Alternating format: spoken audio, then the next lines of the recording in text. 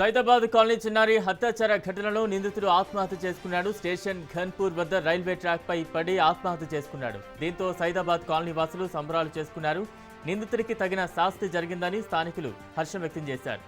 ఇటువంటి మృగాలకు చావే తగిన శిక్ష అని ప్రజలు అంటున్నారు.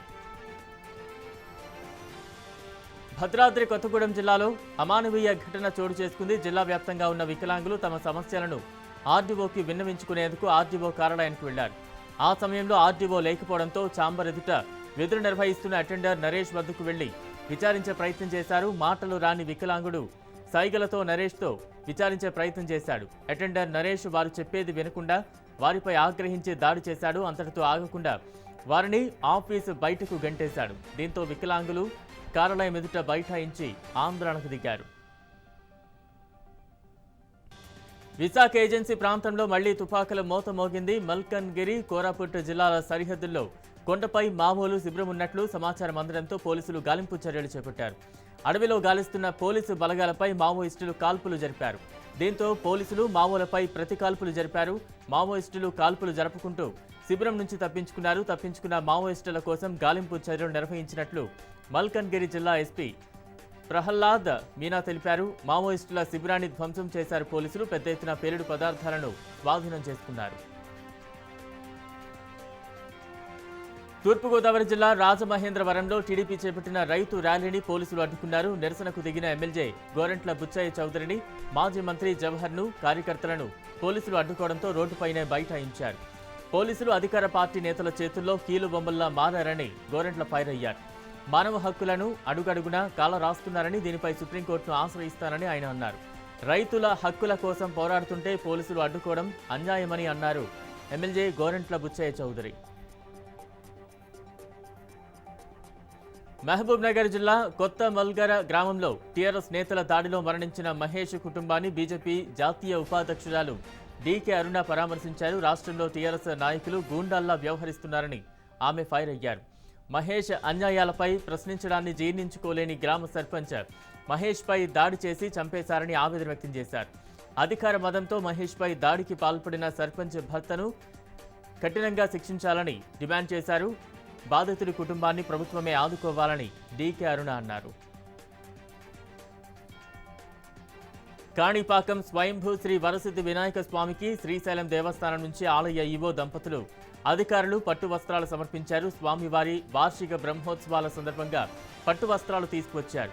వారికి కాణిపాకం దేవస్థానం వేద పండితులు, అధికారులు స్వాగతం పలికారు. స్వామివారి దర్శనం అనంతరం వేద పండితులు శ్రీశైలం అధికారులను ఆశీర్వదించి తీర్థప్రసాదాలు అందించారు. దేశీయ స్టాక్ మార్కెట్లు ఈరోజు కూడా భారీ లాభాల్లో ముగిశాయి. ఉదయం లాభాల్లో ప్రారంభమైన మార్కెట్లు తొలి గంటలో నష్టాల్లోకి జారుకున్నప్పటికీ ఆ తర్వాత మదుపరులు కొనుగోళ్లకు మొగ్గు చూపడంతో లాభాల్లో ట్రేడ్ అయ్యాయి. ఈరోజు ట్రేడింగ్ ముగిసే సమయానికి సెన్సెక్స్ 418 పాయింట్లు పెరిగి 59,141కి ఎగబాకింది. నిఫ్టీ 110 పాయింట్లు పెరిగి 17,630కి చేరుకుంది. తెలంగాణలో ప్రజలకు రక్షణ కల్పించలేని సీఎం కేసీఆర్ తన పదవికి రాజీనామా చేయాలని బీజేపీ నాయకురాలు విజయశాంతి అన్నారు. సింగరేణి కాలనీలో హత్యాచార బాధిత కుటుంబాన్ని పరామర్శించిన ఆమె ఈ ఘటన జరిగి ఇన్ని రోజులైనా కనీసం కేసీఆర్ స్పందించకపోవడం దారుణమన్నారు. రాష్ట్రంలో ఆడపిల్లలకు రక్షణ లేదన్నారు. సీఎంకు ఓట్లు సీట్లు తప్ప ప్రజల కష్టాలు పట్టవని విజయశాంతి దుయ్యబట్టారు. కేటీఆర్ దత్తత తీసుకున్న కాలనీలో కనీస సౌకర్యాలు లేవని విమర్శించారు. తన రాజీనామా వల్లే హుజురాబాద్లో సంక్షేమ పథకాలు అమలవుతున్నాయన్నారు మాజీ మంత్రి బీజేపీ నేత ఈటెల రాజేందర్. పింఛన్లు, గొర్రెలు, రేషన్ కార్డులు, దళిత బంధు అన్ని హుజూరాబాద్కే ఇస్తున్నారన్నారు. కరీంనగర్ జిల్లా జమ్మికుంటలో ఈటెల సమక్షంలో కందుగుల, సిరిసేడు, కృష్ణ కాలనీ, శ్రీరాములపల్లి గ్రామాల నుంచి పలువురు బీజేపీలో చేరారు. ఈ కార్యక్రమంలో తుల ఉమ, గండ్ర నళిని బీజేపీ కార్యకర్తలు పాల్గొన్నారు. కేసీఆర్ ధనిక తెలంగాణ రాష్ట్రాన్ని అప్పుల రాష్ట్రంగా మార్చేశారని మండిపడ్డారు బీజేపీ చీఫ్ బండి సంజయ్. కేసీఆర్ ఆదాయం మాత్రం తగ్గడం లేదని విమర్శించారు. అన్ని సంక్షేమ పథకాలకు కేంద్రం నుంచే నిధులు వస్తున్నాయని, దీనిపై టీఆర్ఎస్ అసత్య ప్రచారం చేస్తోందన్నారు. రాష్ట్ర ప్రభుత్వ ప్రత్యేక సంక్షేమ పథకం ఏముందో చెప్పాలని, కేసీఆర్ ఎందుకు నోరు మెదపడం లేదో చెప్పాలని డిమాండ్ చేశారు బండి సంజయ్. ఉభయ కొరియాలు పోటాపోటీగా తమ ఆయుధ సంపత్తిని పెంచుకుని ప్రాంతీయంగా ఉద్రిక్తతలకు తెరతీస్తున్నాయి. బుధవారం కొద్ది గంటల తేడాలో రెండు దేశాలు క్షిపణి పరీక్షలు నిర్వహించాయి.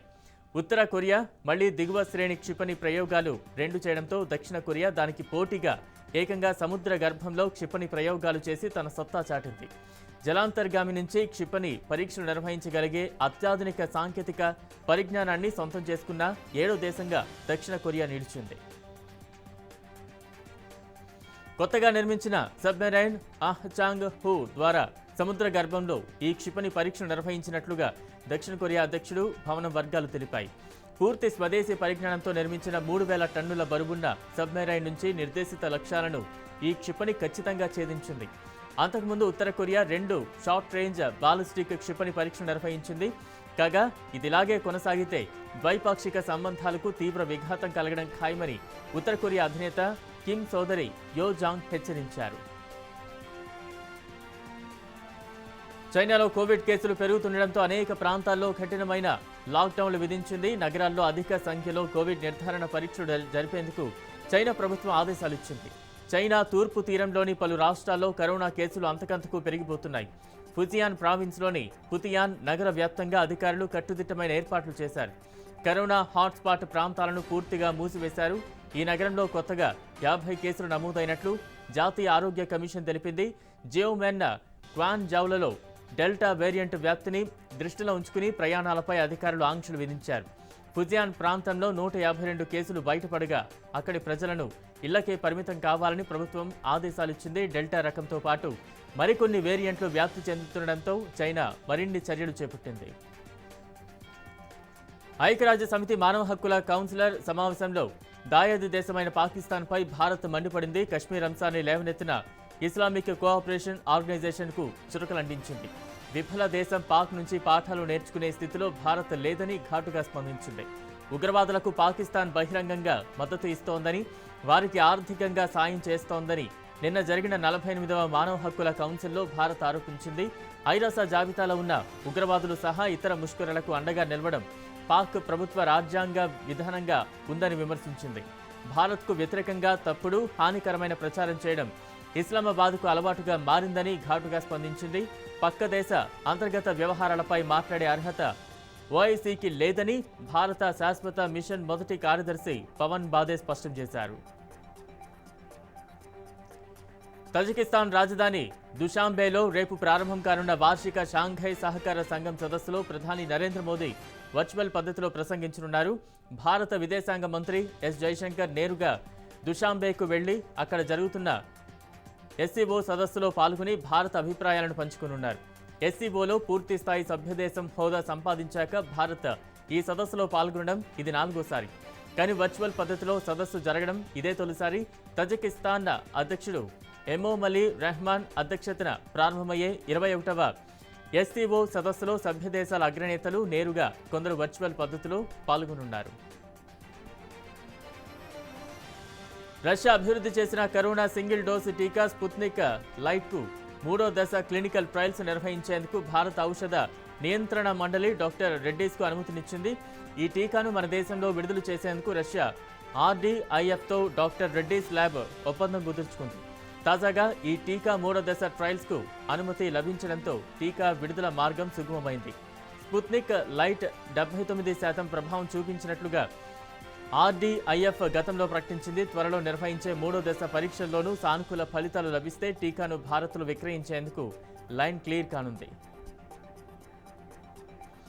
టైమ్ మ్యాగజైన్ రూపొందించిన ప్రపంచంలో అత్యంత ప్రభావవంతులైన 100 మంది వ్యక్తుల జాబితాలో ప్రధాని Modi, Paschim Bengal CM Mamata Banerjee, Serum Institute CEO Adar పూనావాలాకు స్థానం లభించింది. టైమ్ బుధవారం విడుదల చేసిన ఈ జాబితాలో అమెరికా అధ్యక్షుడు జో బైడెన్, ఉపాధ్యక్షురాలు కమలా హారిస్, చైనా అధ్యక్షుడు షీ జిన్పింగ్, ప్రిన్స్ హ్యారీ, మేఘన్, అమెరికా మాజీ అధ్యక్షుడు ట్రంప్, తాలిబాన్ సహా వ్యవస్థాపకుడు ముల్లాహ్ అబ్దుల్ ఘనీ బరాదర్ తదితరులు కూడా ఉన్నారు. 74 ఏండ్ల స్వాతంత్ర భారతంలో 3 శక్తివంతమైన నాయకులు ఉన్నారు. వారు జవహర్లాల్ నెహ్రూ, ఇందిరాగాంధీ, మోదీ. నెహ్రూ, ఇందిరా తర్వాత భారత రాజకీయాలను శాసిస్తున్నది మోదీయే అని టైమ్ పేర్కొంది. భారత రాజకీయాల్లో మమతా బెనర్జీని కాఠిన్యానికి మరో రూపంగా టైమ్ అభివర్ణించింది.